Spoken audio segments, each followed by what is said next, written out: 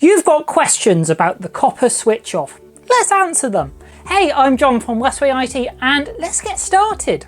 I don't have a landline phone plugged in, but we pay for a phone line for the broadband. So how do I know if that's affected? Your broadband service will change on paper to broadband only, or you might choose to upgrade to another connectivity option in your area such as fibre or cable.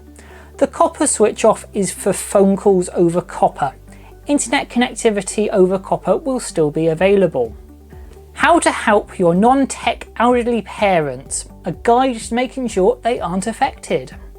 They do have a landline, so how do I check it's not going to be cut off? They should be contacted by their provider regarding what is happening.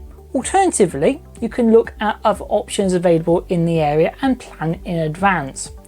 All calls will be made over the internet or mobile networks, meaning they will need at least one of those.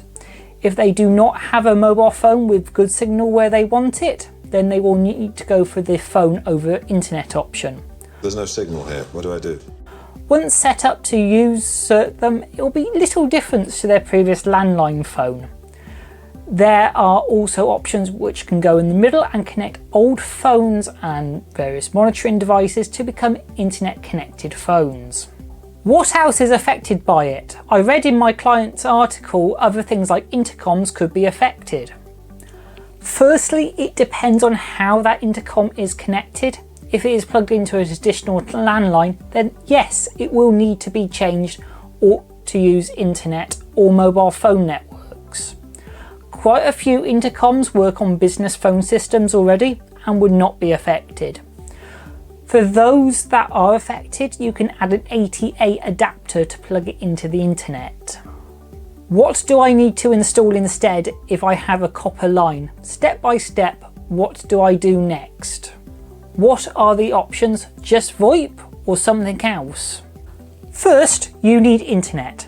Second is a VoIP phone line. And third is hardware. It does not matter what type of internet you have as long as it is stable and does not suffer high latency, which would cause delays on your calls. You can run a speed test to check, however, you'll know that lucky feeling if you have high latency. This could be a good opportunity to review the options for internet available in your area.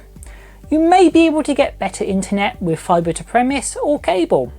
The VoIP line is all the back-end stuff that handles the routing and directing of calls. The hardware is using apps or physical phones you can have on your desk, or you can have wireless phones. These log into your VoIP line to ring when somebody dials you and allows you to call out. Do I need to buy a new phone, or will my existing work with my new setup?